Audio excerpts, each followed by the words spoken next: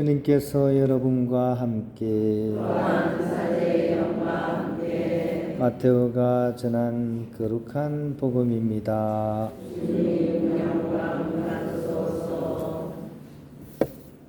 그때 예수님께서는 갈릴레아 호숫가로 가셨다. 그리고 산에 오르시어 거기에 자리를 잡고 앉으셨다. 그러자 많은 군중이 다리 저는 이들과 눈먼 이들과 다른 불구자들과 말 못하는 이들 그리고 또 다른 많은 이들을 데리고 예수님께 다가왔다. 그들을 그분 발치에 데리다 놓자 예수님께서는 그들을 고쳐주셨다. 그리하여 말 못하는 이들이 말을 하고 불구자들이 온전해지고 다리 저는 이들이 제대로 걸으며 눈먼 이들이 보게 되자 군중이 이를 보고 놀라 이스라엘의 하느님을 찬양하였다. 예수님께서는 제자들을 가까이 불러 이르셨다. 저 군중이 가엾구나. 벌써 사흘 동안이나 내 곁을 머물렀는데 먹을 것이 없으니 말이다. 길에서 쓰러질지도 모르니 그들을 굶겨서 돌려보내고 싶지 않다. 제자들이 예수님께 이 광야에서 이렇게 많은 군중을 배불리 먹일 만한 빵을 어디서 구하겠습니까? 하고 말하였다. 예수님께서 너희에게 빵이 몇 개나 있느냐 하시자 그들이 7개가 있고 물고기도 조금 있습니다 하고 대답하였다. 예수님께서는 군중에게 땅에 앉으라고 분부하셨다. 그리고 빵 7개와 물고기들을 손에 들고 감사를 드리신 다음 떼어 제자들에게 주시니 제자들이 군중에게 나누어 주었다. 사람들은 모두 배불리 먹었다. 그리고 남은 조각을 모았더니 7바구니에 가득 찼다. 주님의 말씀입니다.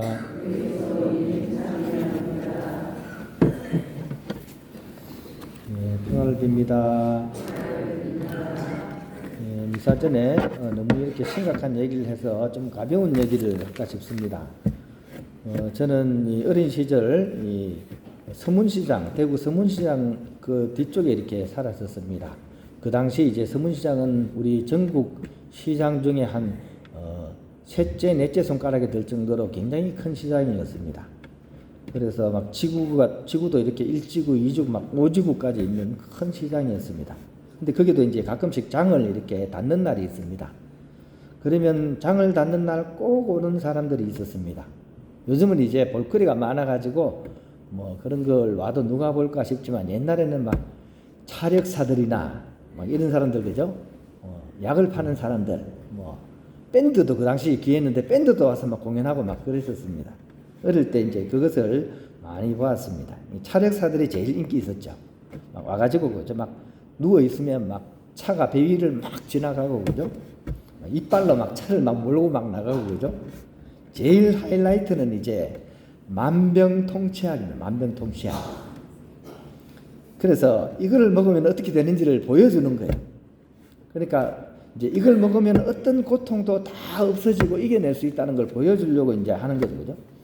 실제로 이제 막 차력사가 이 약을 먹기 전에는 강목에 딱 맞으면 아야 하면서 막 자지러지고 막 넘어서 굴다가 이 약을 먹고 나면 이내에 갑자기 멀쩡해져 가지고 강목으로 때리면 강목이 부러지고 막 그렇습니다. 그러면 막 박수가 막 터져 나오고 많은 사람들이 그걸 보고 그 놀라운 연기력에 감동을 받아 가지고 여기저기서 막 약을 사는 거예요. 그러니까 내가 이 약을 먹으면 나도 이렇게 튼튼해지고 건강해지고 안 아플 거라고 이제 생각을 해서 이제 그 약을 막 사기 시작했습니다. 오늘 우리가 들었던 이 예수님의 치유하시고 빵을 일으키는 이 기적을 보고서도 아마 많은 기복 신앙인들, 그러니까 기복 이제 기도를 하면 하나님께서 이렇게 현실적인 복을 주신다고만 이렇게 믿는 그런 신앙인들은 아마도 비슷한 그런 이해를 하게 될 것입니다. 즉 예수님을 믿기만 하면 또 청하기만 하면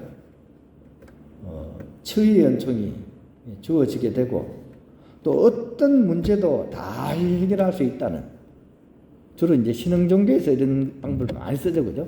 연기도 많이 해요. 이렇게 막 미쳤습니다 하면 막 다리 이렇게 저는 분이 갑자기 벌떡 일어나고 박수 막 치고, 그죠? 막 간증 막 하고, 그죠?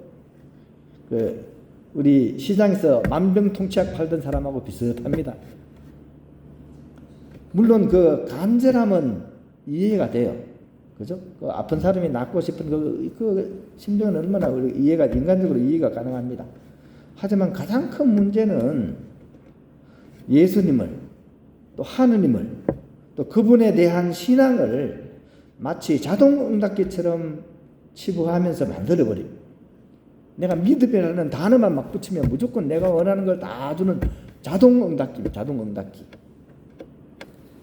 이것은 하느님에 대한 정말 잘못된 이해입니다. 치유와 기적은 주님이 이루시는 일이에요. 그죠? 주님께서 이루어주시는 일이에요. 근데 믿으면 무조건 된다고 하는 그 말은 뭐냐 하면 내가 그렇게 하면 그것이 이루어진다는 거죠. 되고 안 되고는 그러면 누구에게 달리는 거예요? 나한테 달려있다고 생각하는 거예요.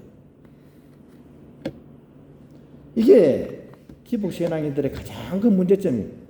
내가 하느님이 되는 거예요. 나쁘게 얘기하면. 창세기의 선악과 따먹는 사건하고 똑같습니다. 그죠? 내가 하느님처럼 되겠다는 얘기. 우리보다 몇 배나 깊은 신앙인이었던 사도 바울은 이렇게 얘기합니다. 주님께서는 내가 자만하지 않도록 내 몸에 가시를 주셨습니다.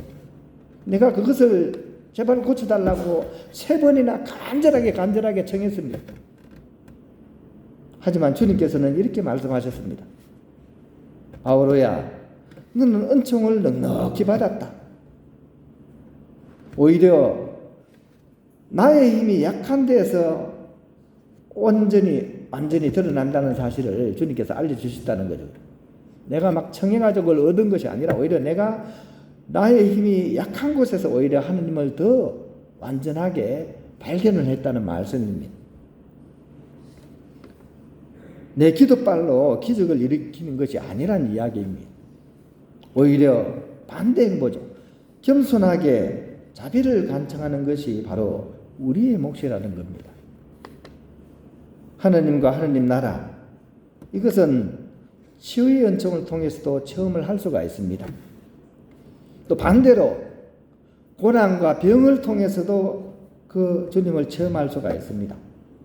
그러므로 다만 우리의 신앙은 그 주도권을 하느님께 넘겨주는 데 있다는 것입니다. 그래서 우리가 하느님을 주님이라고 부르는 것입니다.